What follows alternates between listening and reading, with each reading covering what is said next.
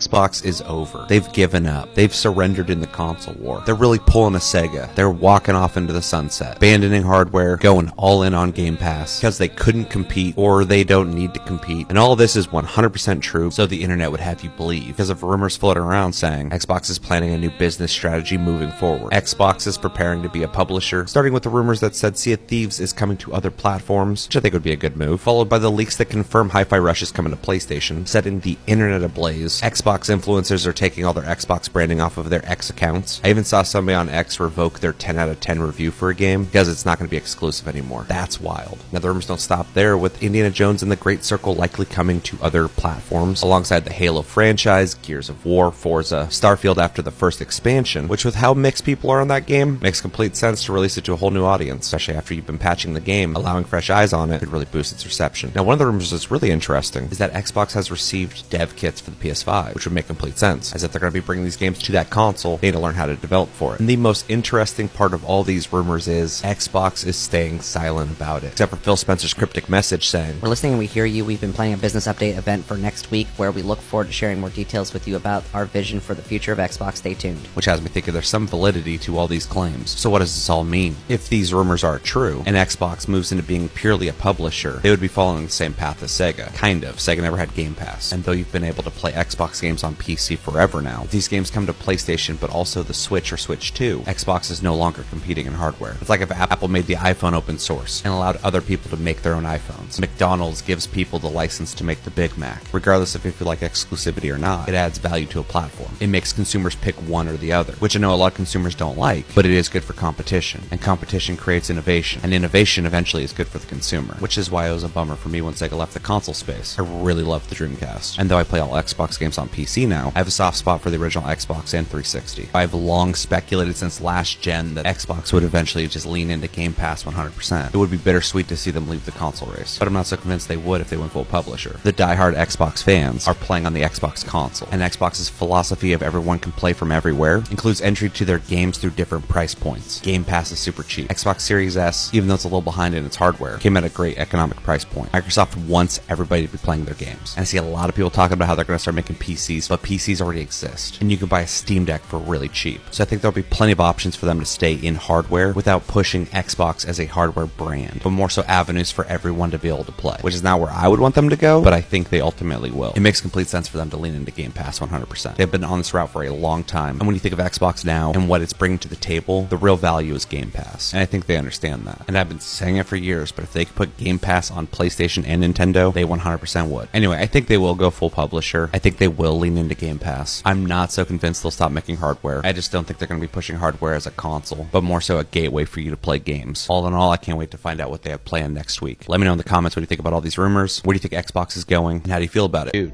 without Xbox, without market competition, the future of PlayStation will either fall apart or a new focus war will be declared on PC versus PS. I don't know if this is a good thing. I don't know if it'd be a good thing either. With all these rumors saying that Xbox might go full publisher, releasing their games on everything else, which without exclusives could lead them to drop their hardware, the Xbox, which I think if that scenario happened, it wouldn't be a good thing, because I'm of the opinion that competition and variety is a good thing in the market. To simplify it, if we got down to one person making consoles and games, they would dictate the quality of them, dictate the pricing, dictate business practice and standards, and they would be responsible for all the games that we play. A single entity influencing all of those experiences. And if that single entity doesn't do well, like how currently Embracer's not doing well, all those games we know and love could get canceled like that. Now I'm being absolutely inundated with a lot of opinions of what people think Xbox is gonna do and how genius they are for doing all of them. There are people embracing the idea of dropping hardware and moving full publisher. It's all part of the plan, but I'm hoping if that is the case, if that were true, it's not gonna be anytime soon, because even though PlayStation outsells Xbox every generation, I think Xbox brings a lot to the table and their competition pushes PlayStation. Of course Nintendo's in there as well, and even with guys like Robert Morrison, who was an animator on God of War and The Last of Us, saying there's an understandable concern by some that a perceived lack of competition could degrade quality of releases at the developer level. PlayStation Studios don't compete compete against Xbox or Nintendo Studios.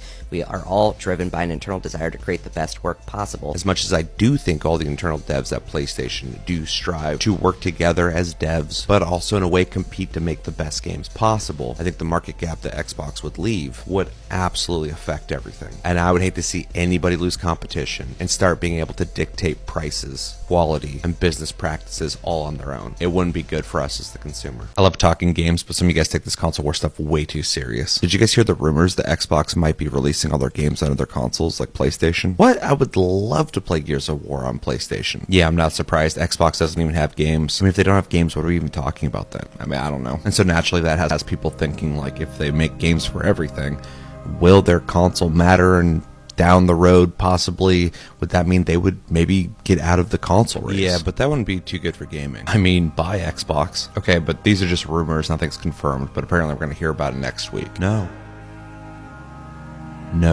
what? That's misinformation. Like I said, these are just... Phil has a plan. Phil has always had a plan. In the beginning, a child was born, gifted with foreseen knowledge of the future console wars. He knew of a rising power that would start the console wars, and he knew that there'd be a great price to be paid for these console wars. The wars would rage on for years and many would be lost. So they built up an empire called Microsoft. And though at any time with a snap of a finger they could destroy their enemies, with their infinite might, wisdom, and resources, they chose mercy. They chose unity. What if we could unite the players, destroy our enemies with kindness through the power of Xbox? Whether their games are exclusive or on everything, whether they make a console or not, it was always smart and was always planned. So it has been told by the great unifier, and so it will be. Phil be praised. They're just rumors.